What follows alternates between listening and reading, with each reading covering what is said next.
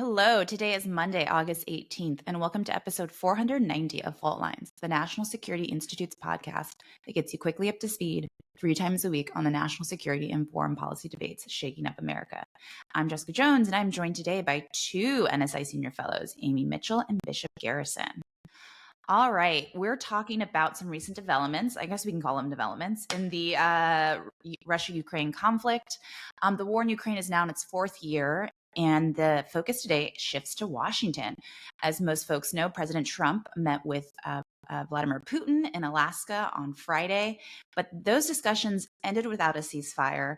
And today, the White House is hosting Ukrainian President Zelensky and a group of European leaders for talks on next steps.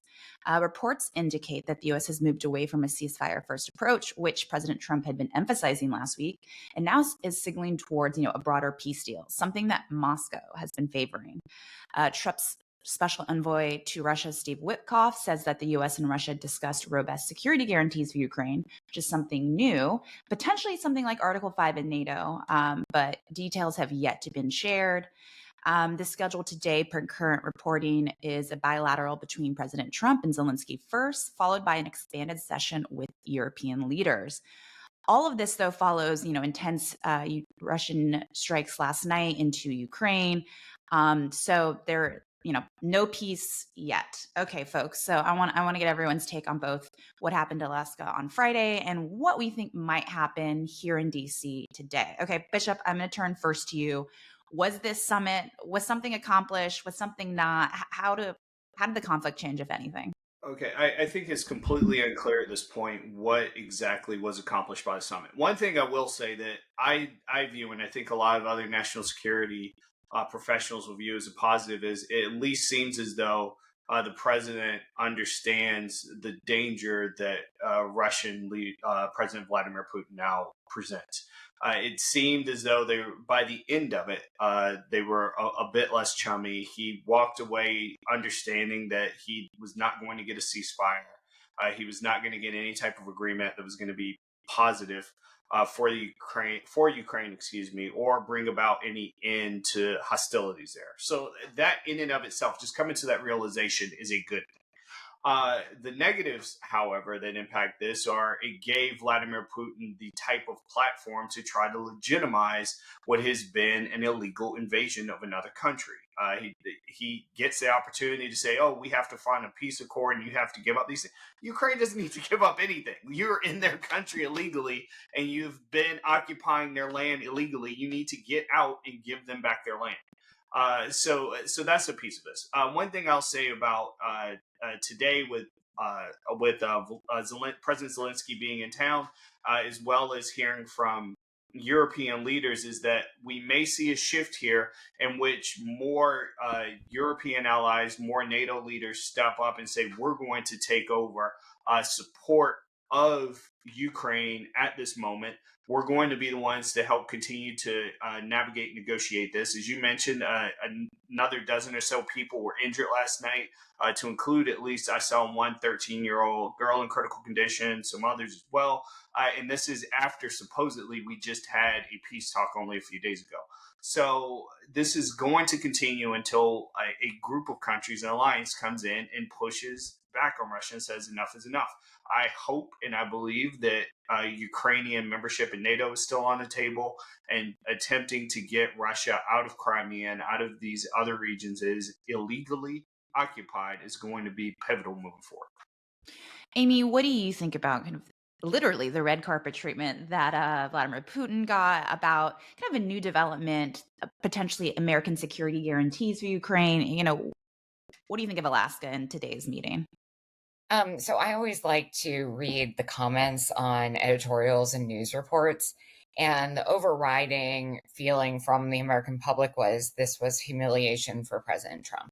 And I think we saw that kind of penetrate his sphere last night with his barrage of tweets about what a great deal this is.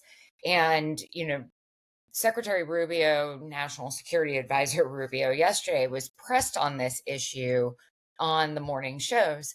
And he kept saying, we need to get to peace. We need to end this conflict. It's only going to get worse.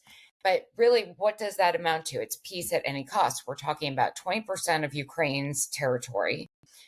Just think about that. If we were to do that on the US side, right? Someone illegally invades the US and takes 20% of our territory, would we say, okay?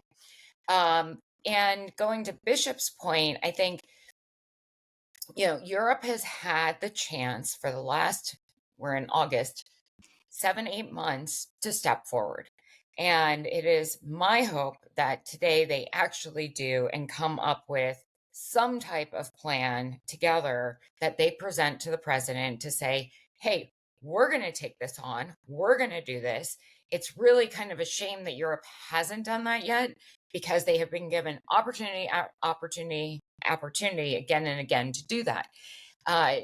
Bishop also mentioned NATO, membership. The alternate is EU membership and making Ukraine part of the EU and fortifying it that way. So that should also be on the table. But bottom line is, you could tell that the president was not happy at the end of the summit, that from based on what I read, it all went around on Envoy Witkoff's mistake about exactly what was supposed to be discussed and what territories were going to be talked about. And now, again, we're reaching towards this peace agreement. And Zelensky has been kind of put in a box. And I think we're going to see a lot of pushback from Zelensky today, because what this amounts to is appeasement of Putin. And that is a no-go for most of the West, and I would say the majority of the world. Yeah, I was wondering if they took, if the European leaders took off kind of yesterday afternoon, if they were seeing these tweets as they were flying, being like, oh, great. Today, today's momentum has definitely shifted. I mean, Putin, as you guys have discussed, came away with more of the winning hand from conversations on Friday. But, the United States didn't completely lose face. But now, those tweets come out last night, and Zelensky has talked about a no-go when it comes to surrendering territory. So what possibly could, the White House offer kind of as a trade for that? Ukrainians are obviously skeptical about what promised security looks like after the 90s, and that didn't stop the Russians with Crimea. So I don't know exactly where the meeting of the minds could happen today. Yeah, and I think a great point that Amy made that I don't think we kind of conceptualize enough. How would we respond if someone invaded the United States and took 20% of the country, like a chunk of the eastern seaboard? Like, how would we be like, oh, okay, well, I guess that's just a new part of a new China now? Like, how, like, it doesn't even logically follow. So it's going to be interesting to see, to your point, like what is said in these discussions and how the European leaders really do respond and speak up. Well, I think just really quick to that, Bishop, I think, it really does Zelensky credit that he's got kind of, right, like he's going to be flanked by the biggest European leaders, Macron, Starmer, Merz, he's got everyone there to bolster him. And so, my feeling is we are kind of headed towards an Oval Showdown Part 2 on this. And I think a lot of it might depend on, again, how he dresses, unfortunately, for this meeting. And we'll find out at noon. Tan suits only. Hope he only comes in tan. Get everyone in an uproar. That's a wrap. Thanks so much to Kelly Crowley, Keelan Wolf, and Claude Jennings for their help in producing today's episode. Join us on Wednesday. Perhaps we'll know more about, what transpired today. Wednesday, August 20th, for another episode of Fault Lines, NSI's podcast that gets you smart fast on the national security and foreign policy debates shaking up America. We're on YouTube. Check us out there. If you like what you heard or saw, be sure to rate, review, and subscribe.